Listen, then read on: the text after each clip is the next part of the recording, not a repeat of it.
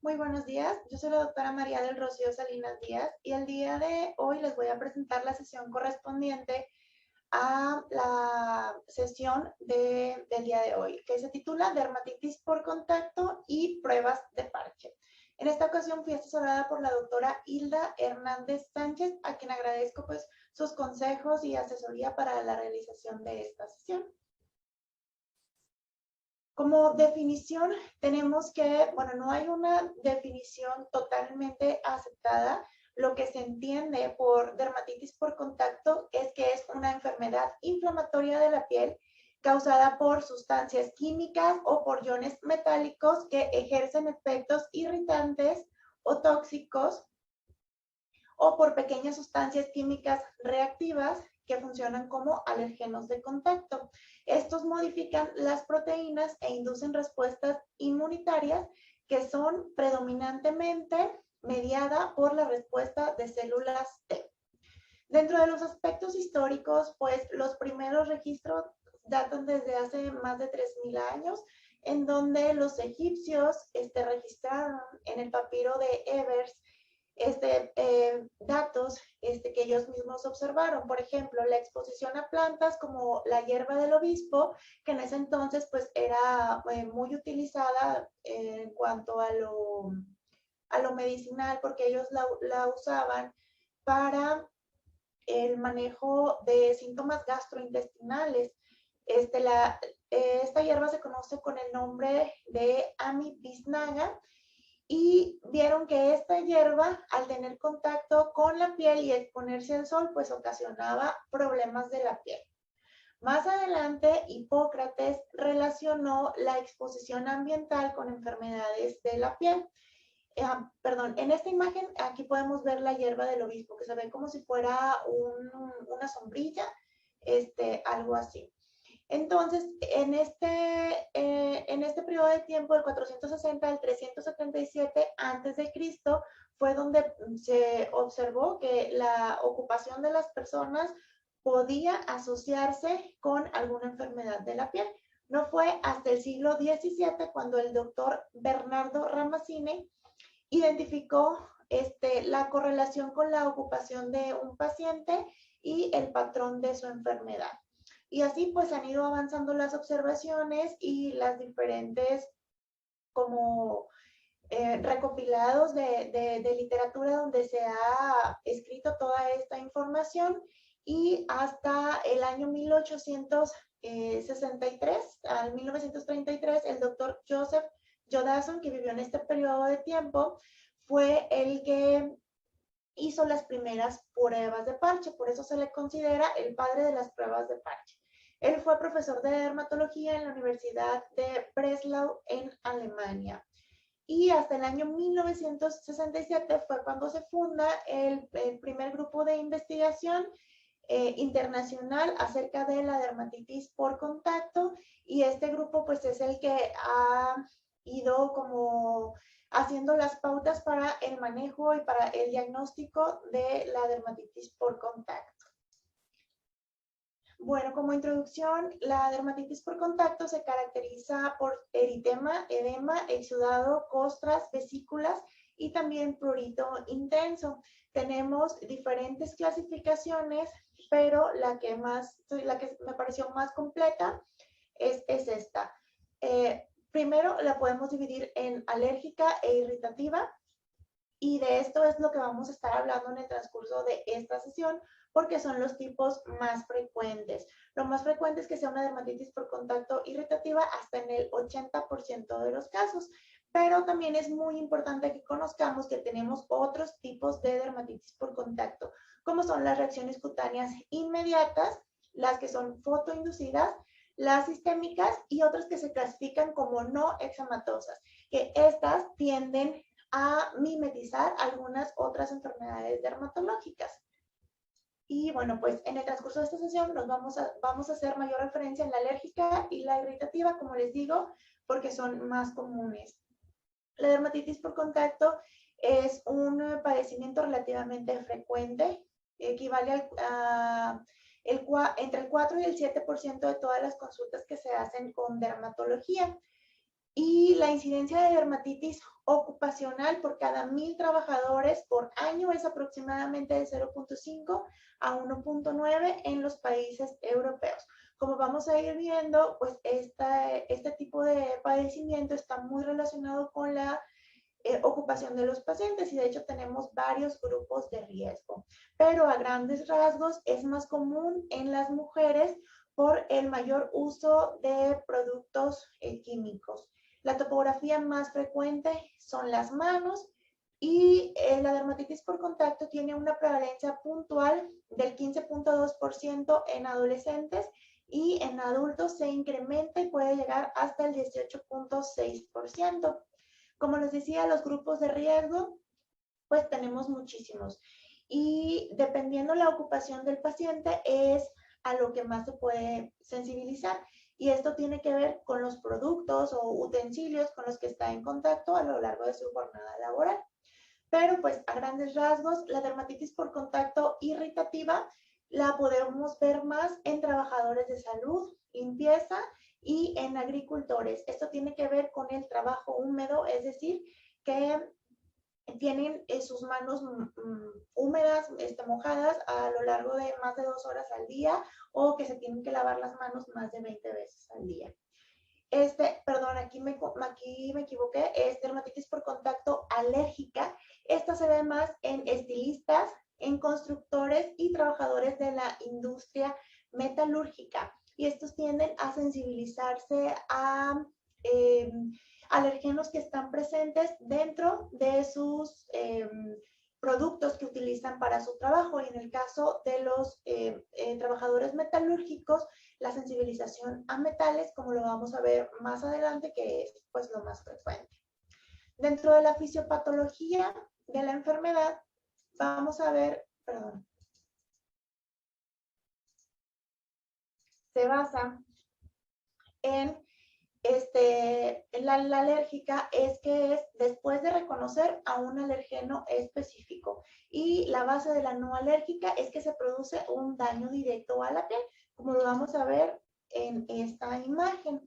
En la dermatitis por contacto irritativa, la piel tiene un daño directo por algún irritante, ya sea algún cáustico, sea algo, cualquier sustancia que va a dañar las células, los queratinocitos que se encuentran en la piel. Esto va a inducir que puedan entrar y puedan activar la inmunidad innata para producir diferentes citocinas proinflamatorias, como lo es la interleucina 1 alfa, la interleucina 1 beta, el factor de necrosis tumoral alfa, el factor de crecimiento estimulante de granulocitos y monocitos y la interleucina 8 principalmente.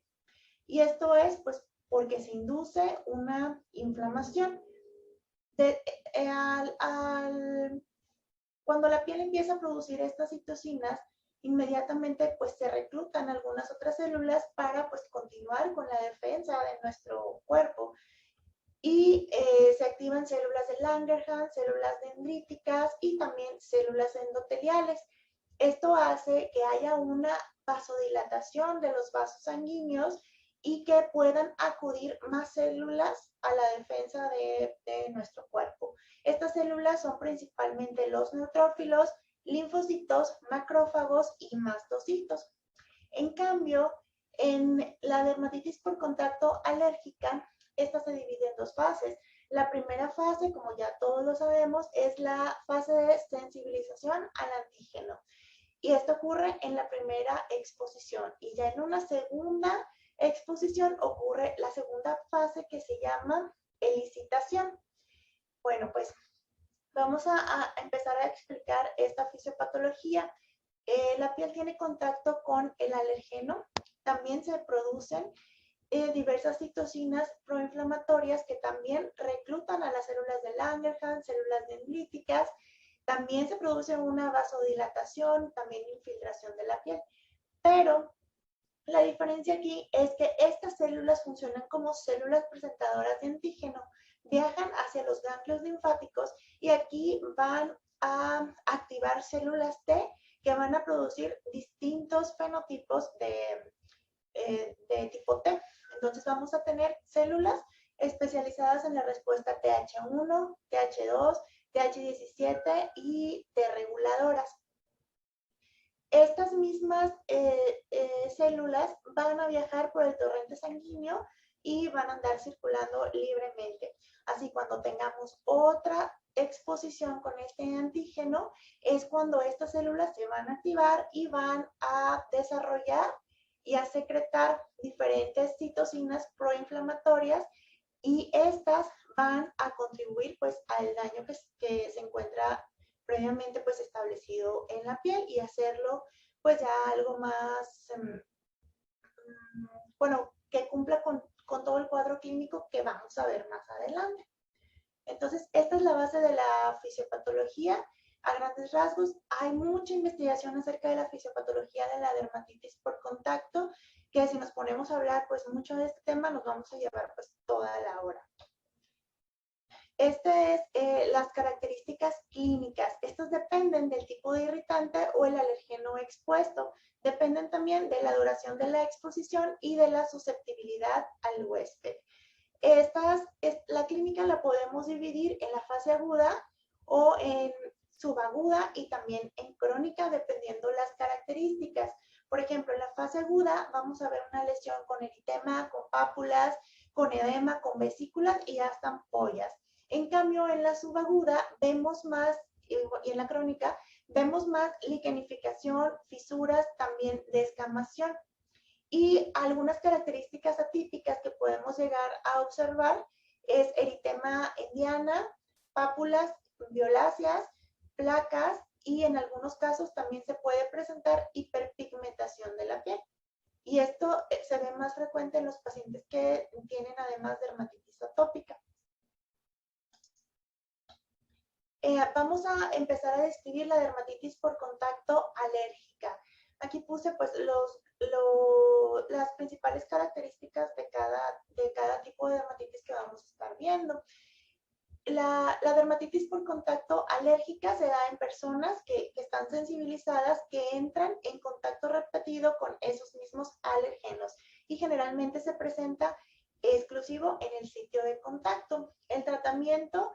La base del tratamiento es identificar el alergeno, y se pueden utilizar esteroides tópicos o sistémicos en caso de que sea necesario. Esta es una reacción de hipersensibilidad retardada de tipo 4 a sustancias químicas externas. Solo ocurre en las personas susceptibles que han sido sensibilizadas de manera previa. La inflamación de la piel está mediada, como ya lo expliqué en la imagen, por células T específicas a dicho alergeno.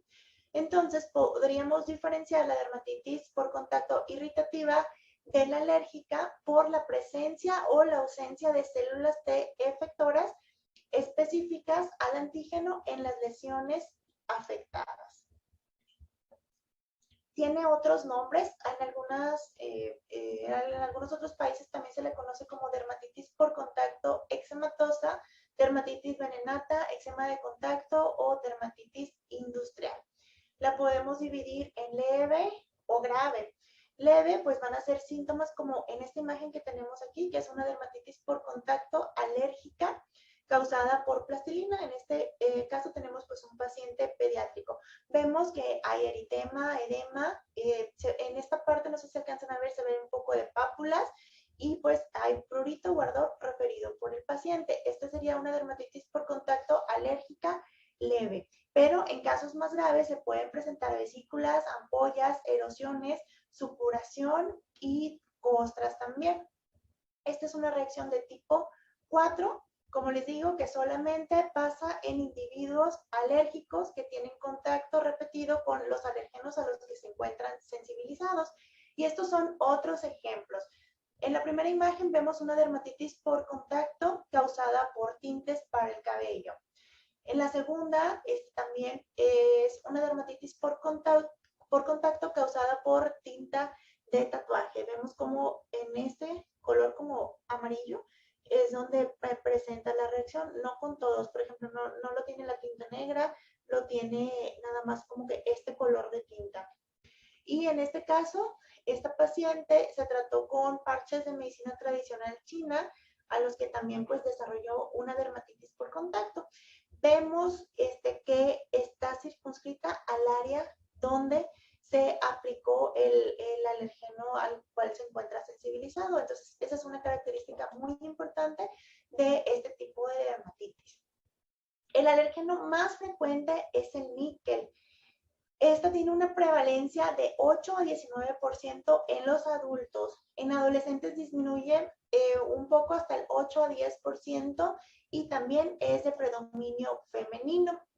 Generalmente nos podemos exponer al níquel de manera tópica, ya sea por contacto con artículos metálicos, en productos para el hogar o incluso con algunos cosméticos, y por vía sistémica a través de alimentos, agua, implantes quirúrgicos y materiales dentales. Estos son los principales productos o utensilios con los que podemos estar relacionados a lo largo del día que contienen níquel. Por ejemplo, joyería como aretes, broches para el cabello, anillos, collares, pulseras. Algunos metales en la ropa, por ejemplo, los botones o los cierres, algunos juguetes, las llaves también, las monedas, principalmente los centavos tienen níquel. Algunas herramientas de trabajo como martillos, limas, sierras, accesorios también como muy común las hebillas del cinturón, bolsos, algunos broches que tienen las bolsas o algunas aplicaciones como de decoración que también llegan a tener los bolsos, contienen níquel. En esta imagen vemos un paciente que tenía contacto con una hebilla que pues estaba hecha de níquel, y vemos aquí pues las lesiones que tuvo, eritema, pápulas, edema. El cuadro clínico es igual al que les describí anteriormente. Es una reacción local de la piel con contacto directo con un elemento metálico. La fase aguda, vamos a ver una piel eritematosa, edematosa, con pápulas, vesículas y hasta supuración. Y ya en la crónica vamos a ver más una piel seca, escamosa y con tendencia a agrietarse. El segundo alergeno más común son las fragancias. Estas pueden causar tanto dermatitis irritativa como alérgica. Tiene una prevalencia más baja que la del níquel, que va del 1.8% hasta el 4.2%. Y en esta la distribución va a incluir axilas, cara y cuello principalmente, porque son los sitios en donde donde se aplican con mayor frecuencia las fragancias. También se han descrito parches bien delimitados en donde se aplicó el perfume.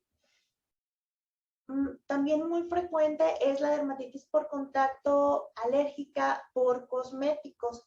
Esto es muy, muy común. Generalmente el paciente dice que no ha cambiado nada de los cosméticos que utiliza y que desarrolló los síntomas de la nada.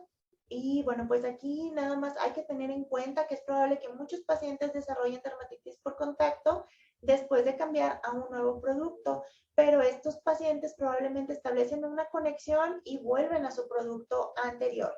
Aún así, es que tenemos que tomar en cuenta que aunque el paciente no haya cambiado sus productos y que tenga mucho tiempo utilizándolos, se puede desarrollar sensibilidad a un alergeno al que no era alérgico previamente. O también a veces la formulación del producto puede cambiar. Entonces, pues no debemos suponer que no puede presentar una reacción por contacto a alguno de estos productos porque ya tiene mucho tiempo usándolos. Estos son los principales alérgenos en los cosméticos. Vemos, por ejemplo, que son los más importantes, el metilcloroisotiazolinona y la metilisotiazolinona. Estos son los más importantes y veamos que se encuentran en las toallitas limpiadoras o toallitas desmaquillantes, champú y jabón para platos. Son extremadamente comunes. Aquí tenemos también otros, también se encuentran en las toallitas limpiadoras. Tenemos, bueno, diferentes tipos. Por ejemplo, el metabisulfito de sodio, también lo podemos encontrar como conservante, como antioxidante en cremas, colorantes para el cabello, productos para blanquear la piel y también bronceadores. Los propóleos, estas son sustancias como resinas que sirven en los panales de abejas, bueno, se obtienen del álamo y las abejas lo procesan para usarlo como un sellador para su colmena. Y también lo encontramos en champús, acondicionadores, bálsamos labiales, lociones, pastas dentales y cosméticos. Otro es el maleato de dicaprililo, que este es un emoliente y es un disolvente y también se encuentra muy comúnmente en lociones de bronceado, en humectantes, bases y también en protectores solares. Vamos a hablar sobre algunas áreas de la piel que son más sensibles o que merecen como alguna explicación un poco más detallada. Por ejemplo, los párpados. Esta es una de las áreas más sensibles de la piel por dos razones. Porque la piel del párpado está ocluida mientras el ojo está abierto. Esa es una razón. Y además porque el estrato córneo y la epidermis son muy delgadas. Entonces, cualquier sustancia utilizada en la piel cabelluda, en la cara o las manos puede producir dermatitis por contacto de los párpados. Y bueno, esto puede ser algo que apliquemos localmente en el área palpebral o cualquier sustancia que llegue a tener contacto con esto, aunque no tengamos síntomas en piel cabelluda o en otras áreas de la cara, se puede presentar en los párpados por estas dos razones que les comento. Las causas más comunes de dermatitis por contacto alérgica en los párpados puede ser el acondicionador, el champú, limpiadores faciales, desmaquillantes, la máscara de pestañas y también las uñas acrílicas. Y estos son los patrones de distribución que se pueden presentar. Otra área de la piel es la piel cabelluda. Generalmente es muy resistente a la dermatitis por contacto, pero se pueden presentar distintos patrones. Por ejemplo, las caras laterales faciales, las líneas de implantación del cabello, como vemos aquí en estas otras imágenes, y el principal alérgeno se llama parafenilendiamina o tioglicolato de glicerilo. Estas sustancias se encuentran en soluciones de ondulación permanente y en tintes para el cabello. Pueden producir reacciones irritantes graves y hasta quemaduras alcalinas que pueden permanecer dolorosas durante meses. Entonces, estos son los principales alérgenos. En la cara tenemos varios tipos de presentación. Puede ser lateral, en los lados de la cara, central, puede ser unilateral o puede presentarse también en la cara completa. En los labios, si se afecta el labio superior y el inferior y que sea igual de los dos lados, la causa puede ser un bálsamo labial que contenga lanolina, propóleo o galato de propilo. En el cuello puede explicarse por el contacto con el champú, acondicionador, limpiadores faciales que se enjuagan de la cara o el cabello. También el perfume, de hecho hay un signo patognomónico que se llama signo de Bato-Miser, que este ocasiona un patrón circular de dermatitis en el área donde se rocía el perfume, generalmente es en el cuello. En el caso de las axilas, los principales productos desencadenantes son los desodorantes, los antitranspirantes y aquí es importante hacer un diagnóstico diferencial con la dermatitis por contacto irritativa secundaria al mismo afeitado, la foliculitis y otra patología que se llama psoriasis inversa. Pues esto, la única diferencia es por biopsia. Y también en la región genital y anal también hay pues distintas causas. Una también puede ser por cosméticos y esto incluye aerosoles de higiene femenina, limpiadores y desodorantes que son desarrollados para el área íntima. También toallitas limpiadoras con conservantes. Entonces, pues siempre debemos de interrogar muy bien al paciente de cuáles son los productos que está utilizando. Y bueno, por último, tenemos el área de las uñas. No es tan frecuente, es más frecuente que veamos dermatitis por contacto en la cara, en párpados, o cuello. Pero también en esta área se puede presentar paronychia, o el pterigión. Pueden ocurrir y pueden ser más frecuentes cuando los pacientes se ponen uñas acrílicas o con el esmalte normal de uñas. Y estos son los alérgenos más frecuentes, son los acrilatos. Cuando tenemos un paciente así, tenemos que, pues, y queremos de que saber cuál es la causa, tenemos que cerciorarnos de que estos alérgenos se encuentren presentes en nuestro panel de pruebas de parche, que bueno, vamos a ver más adelante cuáles son los que nosotros contamos aquí en México. Ahora vamos a hablar un poco de la dermatitis por contacto irritativa. Las principales características es que es polimorfa, también la vamos a dividir en aguda y crónica, y esta tiene varias subclasificaciones que vamos a ver algunas imágenes para que las podamos pues distinguir. Y el tratamiento, lo principal va a ser restablecer la función de la barrera epitelial normal. Se pueden usar corticosteroides tópicos, pero aquí su eficacia es controversial.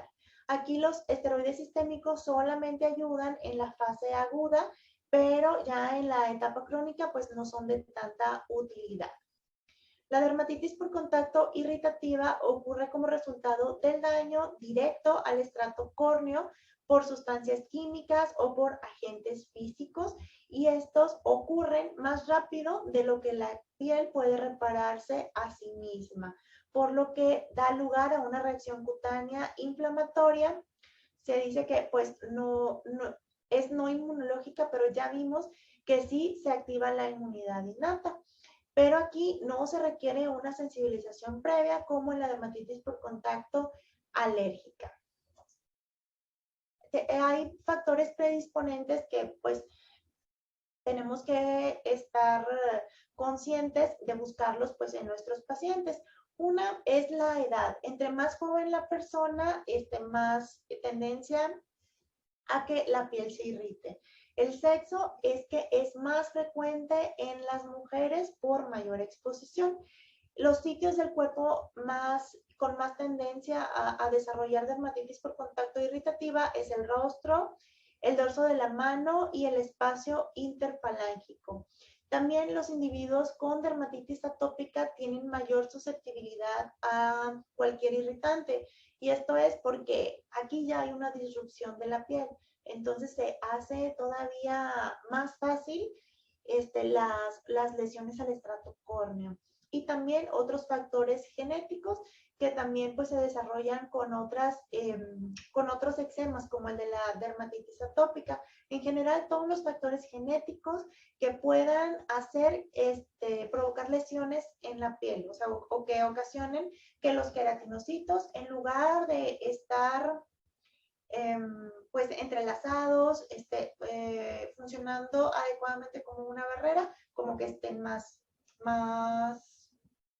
pues digámoslo, un poco más sueltos y permitan la entrada de distintos, eh, pues, alergenos o distintos como sustancias irritantes que puedan ocasionar pues la activación de la inmunidad innata en la piel. Estos son algunos tipos de dermatitis por contacto irritativa.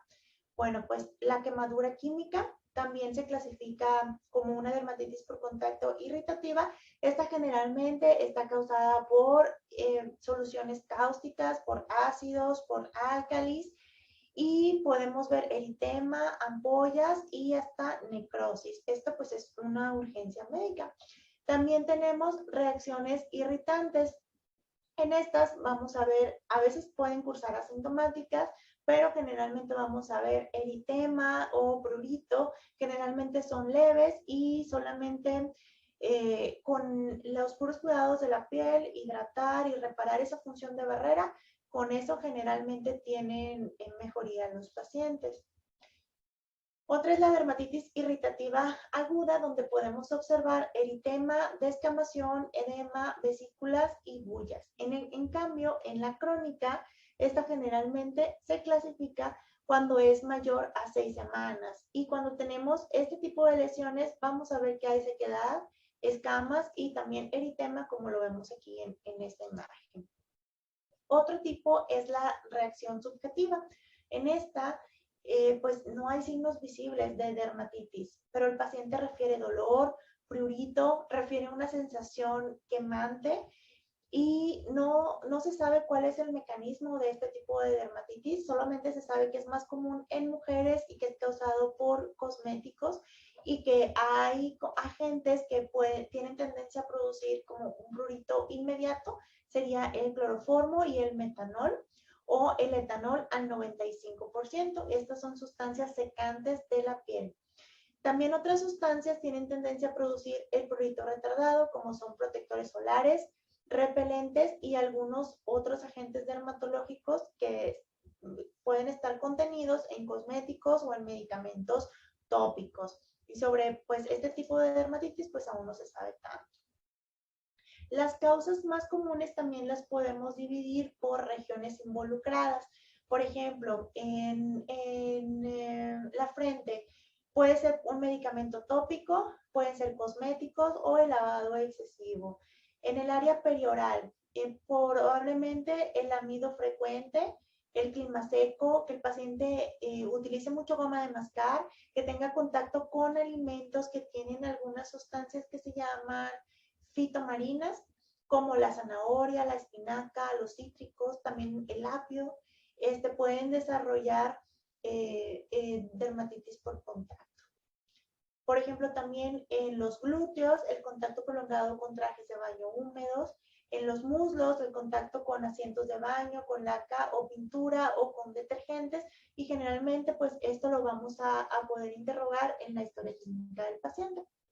Ahora vamos a pasar a las reacciones cutáneas inmediatas. Estas generalmente inician entre los 30 a 60 minutos después de la exposición y se resuelve completamente a las 24 horas. La podemos clasificar en inmunológica, no inmunológica o también dermatitis por contacto por proteínas.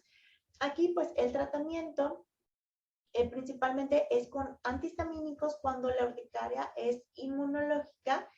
Se pueden utilizar AINES para tratar y también para prevenir la no inmunológica, que ahorita vamos a ver las principales características. Y también podemos utilizar los esteroides tópicos de alta potencia y los inhibidores tópicos de la calcineurina. Estas reacciones cutáneas inmediatas inician entre 30 y 60 minutos después de la exposición de la piel y también se han documentado casos en donde hay una aparición tardía en un lapso de 4 a 6 horas y remiten por completo a las 24 horas. Se caracteriza por producir ronchas y eritema temporal que puede ser pruriginoso, con disestesias o con ardor. Estas reacciones pueden ser inducidas por un mecanismo no inmunológico o también por una alergia inmediata, una reacción de tipo 1. La reacción más leve es causada principalmente por cosméticos, por frutas o por verduras, pero también las reacciones pueden evolucionar a reacciones sistémicas como asma, rinoconjuntivitis, síntomas gastrointestinales y hasta anafilaxia. Para la urticaria de contacto tenemos pues dos tipos, la inmunológica y la no inmunológica. Estas lesiones de urticaria por contacto se da, por ejemplo, cuando el paciente tiene contacto con un alergeno en un sitio específico de la piel y ahí se desarrolla la urticaria. Para saber si es inmunológica o no inmunológica, por clínica, bueno, pues sí está algo complicado, pero en la inmunológica vamos a encontrar antecedentes de atopia, que el paciente tiene una sensibilización previa, el tiempo de inicio es de 10 a 20 minutos y el paciente pues sale positivo para pruebas cutáneas o IgE específica. El tratamiento va a ser con antihistamínicos y adrenalina si es necesario. En cambio, en la no inmunológica, en esta pues el paciente no necesita tener antecedente de atopia. También la urticaria también es localizada. En cambio, en la inmunológica puede también generalizarse, pero en la no inmunológica no.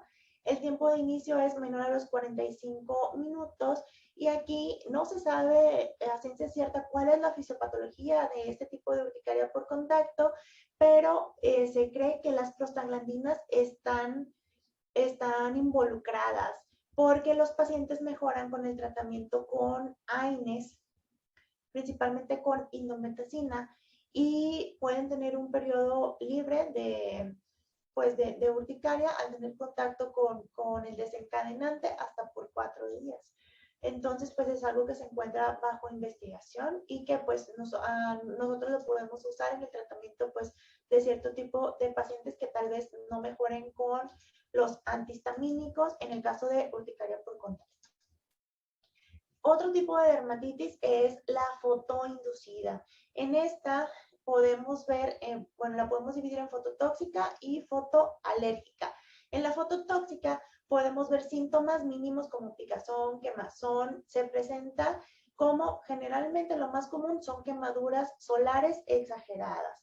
En cambio, la fotoalérgica, aquí podemos ver eczema agudo o subagudo o casos severos, lesiones similares a eritema multiforme. Pero aquí lo más frecuente son las fototóxicas y el típico paciente es el que se pone protector solar, va a la playa y presenta unas quemaduras solares más exageradas que pues el resto de las personas con las que va.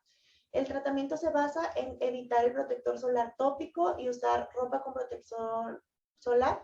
También se pueden utilizar los corticosteroides tópicos, que vienen siendo la primera línea de tratamiento, inhibidores de la calcineurina, se pueden usar antihistamínicos y humectantes, y en casos graves o refractarios se puede utilizar el esteroide sistémico. En algunos otros casos, cuando el paciente se considera que es muy fotosensible, se puede utilizar la hidroxicloroquina y beta-caroteno bioral para disminuir esta fotosensibilidad.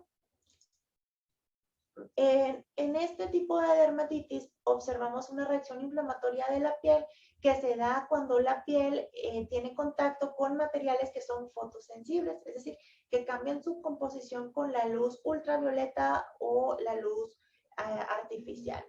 La erupción se distribuye en las áreas expuestas a la luz, como la cara, y aquí generalmente vamos a ver que tal vez se pueden respetar los párpados o se puede respetar como el área de abajo del cuello, pero se van a ver afectadas las orejas, la V del escote, la nuca, debajo de los puños de las dos extremidades superiores o el lado extensor de las piernas y los pies.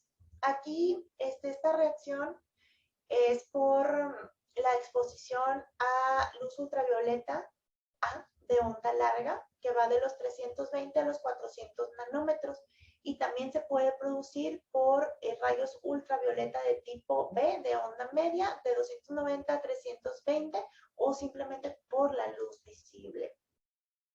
Aquí tenemos que tener especial cuidado con los protectores solares. Los protectores solares los podemos dividir en orgánicos o en químicos, y estos tienen, perdón, en orgánicos o químicos o físicos o minerales, y estos tienen pues dos mecanismos de acción para cumplir su función.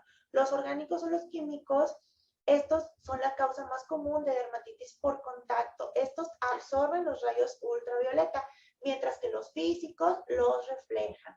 Los físicos son los que tienen dióxido de titanio, óxido de zinc, y generalmente estos compuestos son los más comunes que son fotosensibles y que están presentes en muchos protectores solares. Estos son la benzofenona 3, la butilmetoxydibenzoilmetan y la benzofenona 4, además del octocrileno.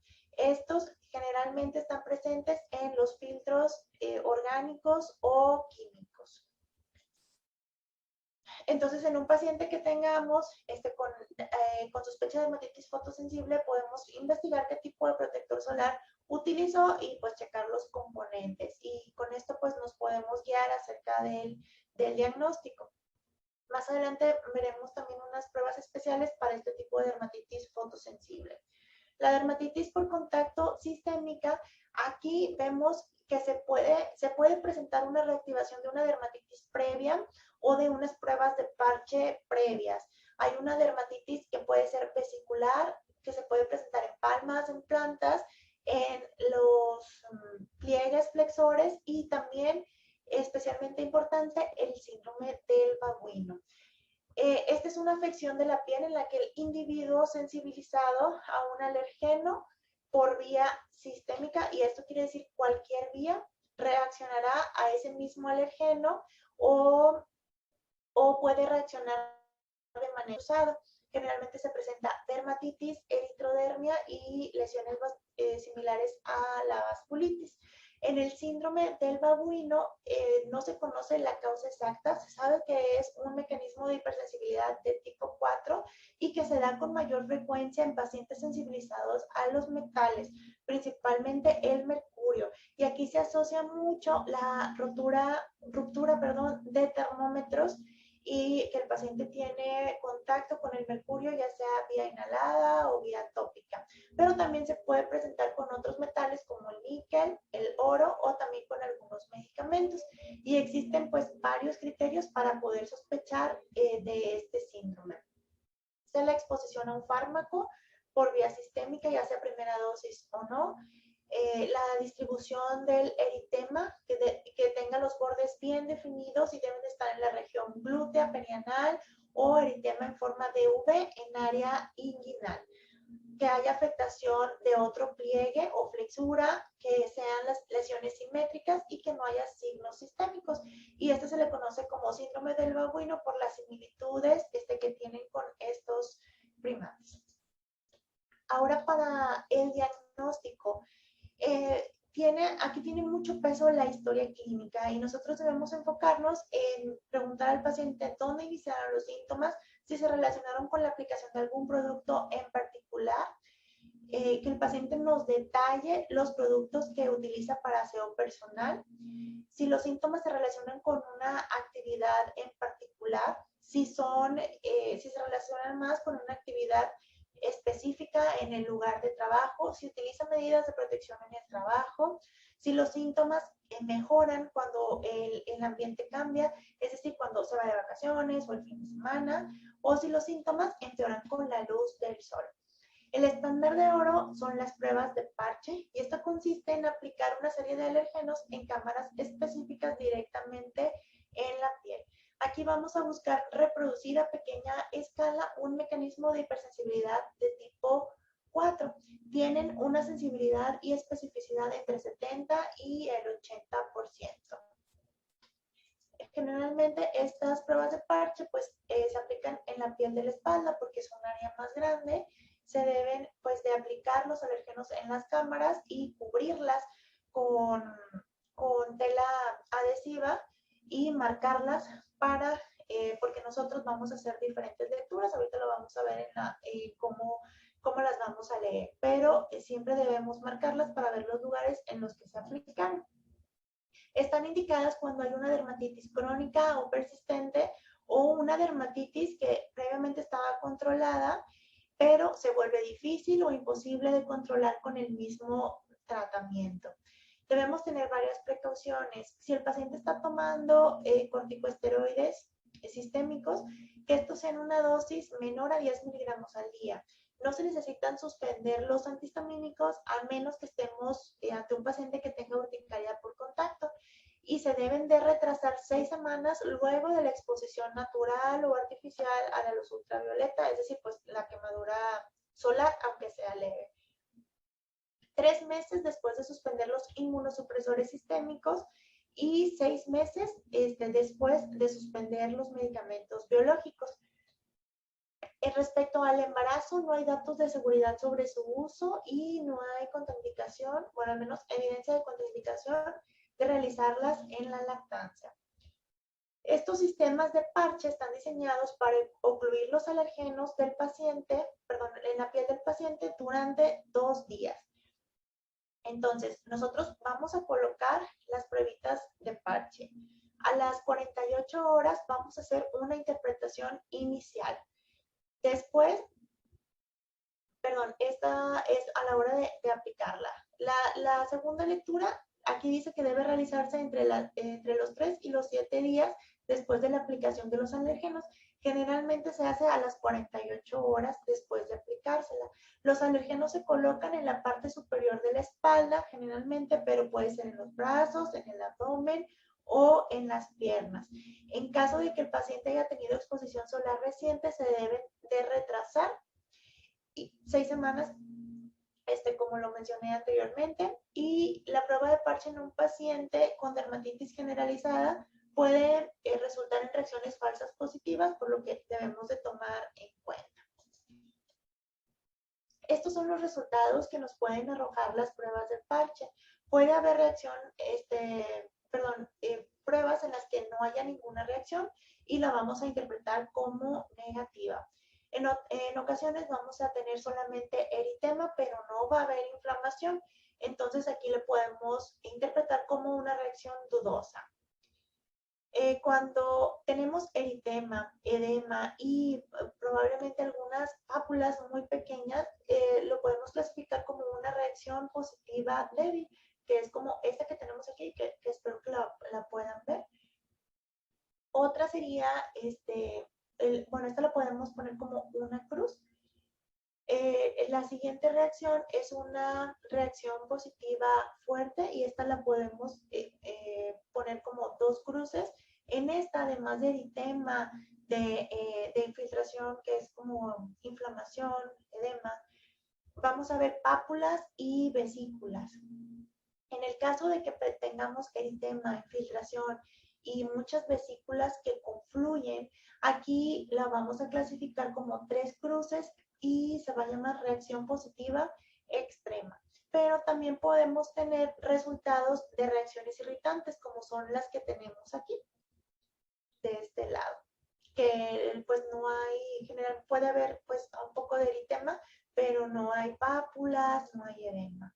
Y tenemos que relacionar la relevancia que tiene el hecho de tener una prueba de parche positiva con la relevancia que tiene en el paciente. Si la relevancia es actual, o sea que el paciente está expuesto actualmente y mejor al retirar la exposición, y esto explicaría pues su cuadro clínico. O si tuvo un episodio pasado de dermatitis por exposición al alergeno y lo podemos explicar con estas pruebas de parche y pues así que el paciente pues puede evitar el contacto con ese alérgeno. O si es no conocida o si se trata de una reacción cruzada con otro alérgeno. Estos son los paneles de alérgenos de pruebas de parche que nosotros tenemos aquí en el centro. Esta es una batería estándar y estas baterías estándar están como aceptadas en muchos países a través pues de distintos consejos. El Consejo de Dermatitis por Contacto es el que recomienda que la batería estándar pues incluya todos estos alérgenos. Generalmente son hasta 40 alérgenos. Aquí nosotros en nuestro centro contamos con 33 alérgenos, que son, bueno, pues estas baterías y que las ponemos con estas cámaras en la piel de la espalda. Para las pruebas del fotoparche, en estas se hace un duplicado, o sea, aparte de poner las pruebas de parche normales o con los alérgenos que nosotros tenemos, los vamos a poner 2 veces. Cuando se remueve los parches a los 2 días, un lado se va a irradiar con luz ultravioleta de tipo a 5 joules, o también con exposición solar, menciona alguna literatura, pero en cambio con la exposición solar pues no podemos medir, o sea, cuánto le estamos poniendo al paciente, y la lectura final es al 4.º día. Ojo aquí, no les mencioné que la lectura final también de las pruebas, que aunque no sean de fotoparche, también se hacen al 4.º día, o sea, vamos a leer a las 48, a las 96, y con algunos alergenos pueden presentarse reacciones todavía positivas hasta en un 4% a los 7 días. Y esto se da, por ejemplo, cuando tenemos sospecha de reacciones con tintes para el cabello, porque los alergenos que presentan los tintes para el cabello pueden actuar más tardíamente. Ahora, respecto al tratamiento. Una vez que identifiquemos el alergeno o irritante, se debe aconsejar al paciente que evite el contacto con ese agente, ya sea con equipo de protección personal o que pueda cambiarse en su trabajo, que se pueda cambiar a un área diferente o incluso cambiar de ocupación como último recurso. Para los productos cosméticos, en caso de que identifiquemos algún ingrediente que el paciente deba evitar, aquí hay algunas páginas de internet y una aplicación en la que el paciente puede ver cuáles son los ingredientes que contienen los diferentes productos cosméticos para que sí pueda saber cuál puede comprar, cuál puede utilizar y cuál no. Además de evitar la exposición, se debe de prescribir el tratamiento apropiado. Los corticosteroides tópicos son terapias de segunda línea y también se pueden incluir fototerapia, retiroides orales e inmunosupresión. También se han utilizado algunos otros tratamientos que incluyen ciclosporina, azathioprina y también luz ultravioleta cuando esto es resistente a los esteroides. Los jabones y los detergentes se deben sustituir por emolientes. Esto, aunque no sea la causa de la dermatitis, ya que son irritantes y pueden agravar la situación. Para prevenir la dermatitis por contacto se debe evitar la exposición a los irritantes y a los alergenos y usar la protección adecuada de la piel. Bueno, pues la educación también al paciente debe incluir pronóstico y la información de que pues, es una enfermedad crónica que puede persistir y necesitar un tratamiento a largo plazo y modificaciones generalmente en su lugar de trabajo. El pilar del tratamiento, entonces, es la identificación y la evitación del culpable. El tratamiento de primera línea, pues, va a ser los emolientes, porque tienen dos propiedades. Una, generan oclusión, que es una capa sellante que va a reducir la pérdida transepidérmica de agua. También sirven para humectar, que es la capacidad de retener agua en el estrato córneo. Por estas dos razones, los emolientes siempre deben de incluirse. Tenemos pues diferentes humectantes de bajo peso molecular, que son los que contienen diferentes ingredientes como urea, glicerina, ácido láctico, ceramidas también. Entonces ya debemos de ver de que pues el paciente, primero con cuál se relaciona mejor el paciente, que lo pueda costear para que pueda tener mejor apego a su tratamiento.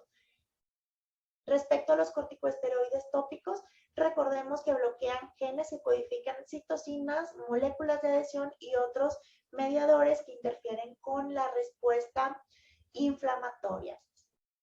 También los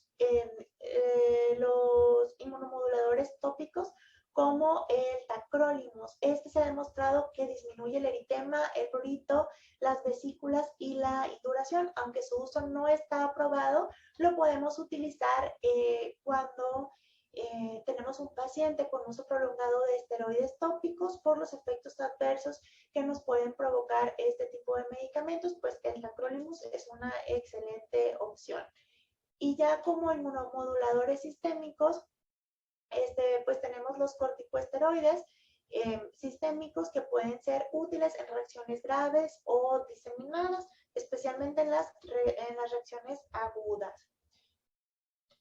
También tenemos otro tipo de tratamiento que se utiliza en Europa, que es la alitretinoína, y ha demostrado mejoría en el eczema crónico, sobre todo de las manos, que no responden al tratamiento estándar. Pues desgraciadamente esto no lo tenemos a la mano aquí en México. Y tenemos agentes ahorradores de esteroides. En este grupo entra la azathioprina, también la ciclosporina y el metotrexate, que el micofenolato también, que estos lo que hacen es inmunosuprimir. Entonces, el tratamiento, esta es la escalera de tratamiento. En primer lugar, los corticosteroides tópicos y los inhibidores tópicos de la calcineurina. Cuando no tenemos respuesta a estos, entonces podemos utilizar corticosteroides tópicos de alta potencia, incluso luz ultravioleta o la alitretinoína en caso de que esté disponible. Y en tercer lugar, ya la terapia sistémica con inmunomoduladores como los corticosteroides sistémicos, la ciclosporina o la azathioprina. También merece especial mención el tratamiento con biológicos. El dupilumab, que está indicado en dermatitis atópica, recordemos que bloquea el receptor alfa de la interleucina 4 Y en estos, pues se ha visto bastante mejoría de la superficie corporal afectada. Tenemos 15 pacientes que se sometieron a un estudio y tenían una superficie corporal afectada del 10 al 80% y del 70 al 100% presentaron mejoría con dupilumab.